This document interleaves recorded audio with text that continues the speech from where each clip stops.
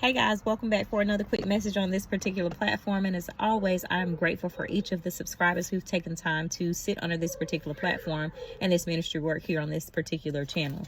As always, we'll start with our verse for the week, which is none other than Isaiah 49:16, which is a reminder that our Father has us in the palm of his hand, close to him, so that he can grasp us, so that he can cover us, so that he can shield us whenever we need him to do whatever he needs to do. And so our message for today is none other than you shall rise like a phoenix from the ashes. That's right. I'm going to repeat that. You shall rise from the ashes like the phoenix. You shall rise like a phoenix from the ashes. And so, this particular message has several different points, and the first being certain areas of your life are being redeemed.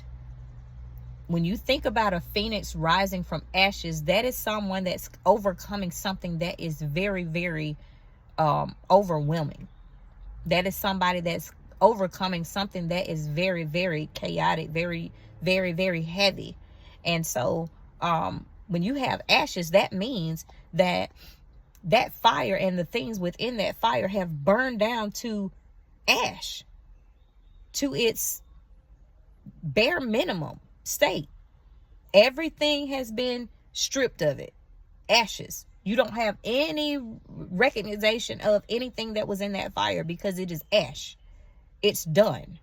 And so when you're rising up from the ashes, that means you went through the fire. You went through the fire. You've gone through certain areas of your life and you're now being redeemed for those things. And so the second point was you're being required to enter a Shabbat moment. And a Shabbat moment means that you're entering into a season of rest. In my previous message, I talked about how we are called to enter into the season of rest, but we don't know how to do that because we take on everything. He's asking us to rest and to create that time so that we can recuperate, recover. We can have that period of downtime to be able to just hear from him. Because you can't receive if you can't hear, and you can't hear if you're always going, and if it's always so loud, if it's always something, you're moving from one thing to another. You have to allow yourself time for rest, myself included. And so this Shabbat period, while he prepares you, so you're being required to enter into a Shabbat moment, which is a period of rest, a resting moment, while he prepares you, not you. I'm going to read that again. You are being required to enter a Shabbat moment, a restful moment, while he, with the emphasis put on he, not you, prepares, not you. He's going to prepare these things during your period of rest. So it's not like the work is not being done, but you have to trust him entirely with that which he said he was going to do through his redemption. It's not going to be something that you're going to do. It's going to be something that he's doing. And so your instruction is to rest. That's your instruction. Rest. Rest. And not to interfere. And so the third point is you won't stay down and lack, but you will rise. You will raise up, rising from the fire, which was set ablaze to refine you. And so just like I explained how the fire, when it's burned everything down to nothing but ash, there's nothing recognizable in that. But you're rising from that.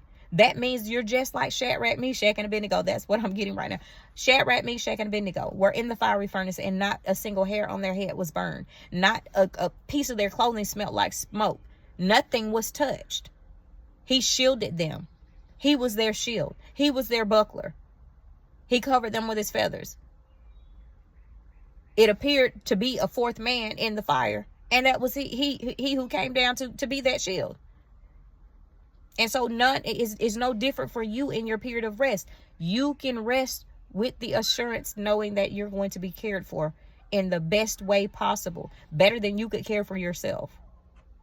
And so you're going to come through, because just like the fire which set ablaze and refined you, you're actually going to rise up. You're going to raise up again. And through this, you've been purified. You've been purified. You've been sifted.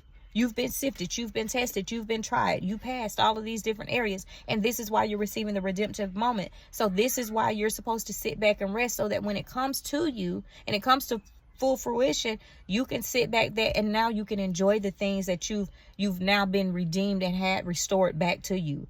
And so, and many of you, it'll be greater than that which you lost. So just, keep that in mind. You have to be in a mindset that you're going to receive it well, and that you want and you desire to enjoy it. You don't want to just get it and then say, okay, well, it's done. No, you want to get it and actually be able to feast on it. This is why he says he prepares a feast. He doesn't just prepare a table with a plate of food. It's a feast. A feast takes preparation. A feast does not just happen overnight. And so these are the parts that you have to be mindful of when you're thinking about these types of things, and the way that he works, not the way that man works, is not the same. And so, all of these areas, so you've been sifted, but you didn't fail. You remain faithful through the health complications, through the job loss, through the homelessness, through the struggles, which were not self-inflicted, guys. So he wanted me to be specific about that. Some of you have gone through different testing periods that were not caused by your own hand. It was nothing that you did, but it was done and allowed for you to be able to be refined, so that after the ashes you could rise and he could get the glory. He could get the honor. He could get the praise. He could get the acknowledgement.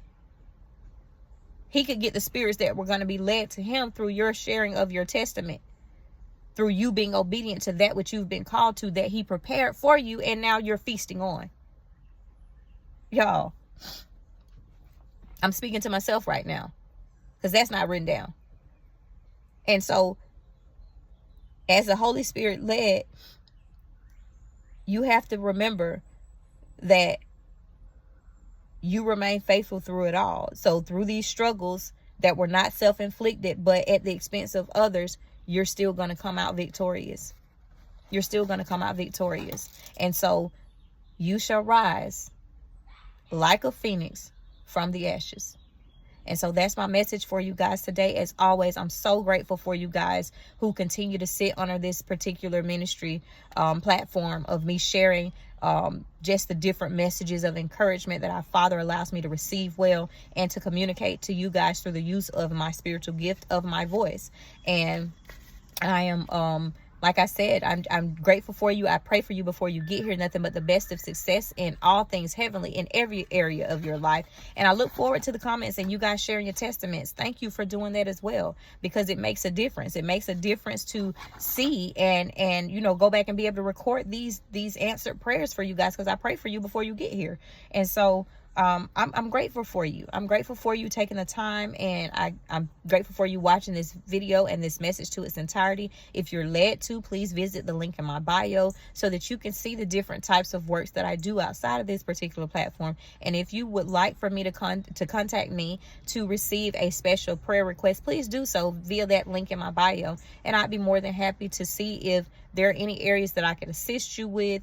And like I said, I do appreciate you guys taking the time to comment on the videos, and for the most part keeping it classy. But at the same time, I pray for each of you guys, even the ones that come sideways, because we know that comes with the territory. But at the same time, I still pray for you nonetheless, that you receive things, the increase in your life in all things heavenly as well. And so as always, guys, I'm prayerful for you before you get here, and I look forward to the next message with you guys. Take care.